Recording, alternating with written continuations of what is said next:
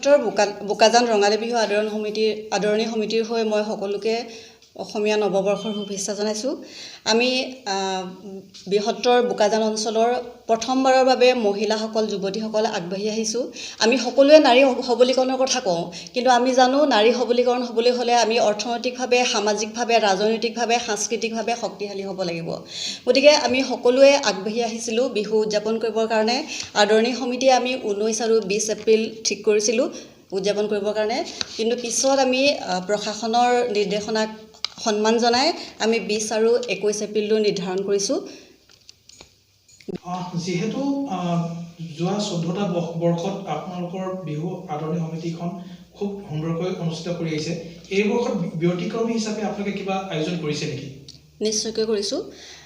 আমি 20 এপ্ৰিলত প্ৰথমতে ৰাতিপুৱা 8 বজাত মৈদাম দৰ্পণ, চুকাফা আৰু লাচিতৰ প্ৰতিমূৰ্তিত বন্তি প্ৰজ্বলন আৰু পতাকা উত্তোলনৰ পিছতে আমি নতুনকৈ এটা অনুষ্ঠান আমি আৰম্ভ কৰিবলৈ লৈছোঁ।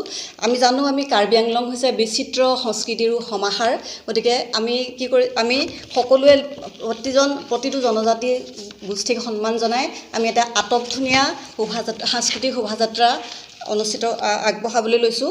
আমি সেই অনুষ্ঠানত আমি সকলোৰে সহযোগিতা বিচাৰিছোঁ আৰু লগতে আমি বিহু আদৰণি সমিতিয়ে বিভিন্ন প্ৰতিযোগিতা অনুষ্ঠিত কৰিবলৈ লৈছোঁ। সেই প্ৰতিযোগিতাবিলাক হৈছে সদৌ অসম ভিত্তিত কণী যুঁজ প্ৰতিযোগিতা, লোকলাও প্ৰতিযোগিতা, সৰু বিহুৱতী প্ৰতিযোগিতা, জেং বিহু প্ৰতিযোগিতা, মহকুমা ভিত্তিত থলুৱা জনগোষ্ঠীয় সাজপাৰ প্ৰতিযোগিতা।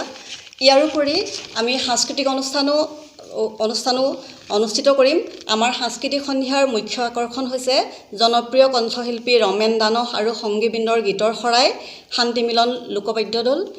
এই 2টা দিনৰ কাৰ্যসূচীতে আমি সমগ্ৰ অসমবাসীৰ আমাৰ অনুষ্ঠানটো খুব সুন্দৰভাৱে সাফল্যমণ্ডিত হয়। আমাৰ অনুষ্ঠান উপভোগ কৰিবলৈ আহ্বান জনাইছোঁ। বিহু সুৰক্ষা সমিতিয়ে যিটো সিদ্ধান্ত দিছে আমি সেই সিদ্ধান্তক সন্মান জনাইছোঁ। আমি তেওঁলোকৰ সিদ্ধান্ত অনুসৰি আমাৰ প্ৰতিযোগিতাবিলাক অনুষ্ঠিত কৰিম।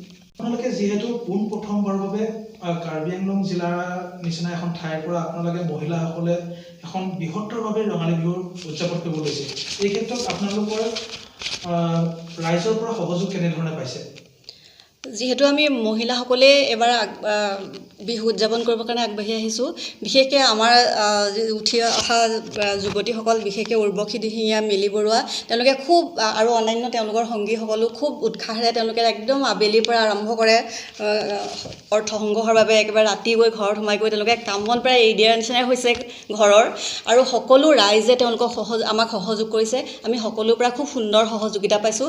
আমি ভাবিছোঁ আমি অৰ্থনৈতিকভাৱে আমি আৰু বিশেষভাৱে আৰু ৰাইজৰ পৰা সহায় পাম।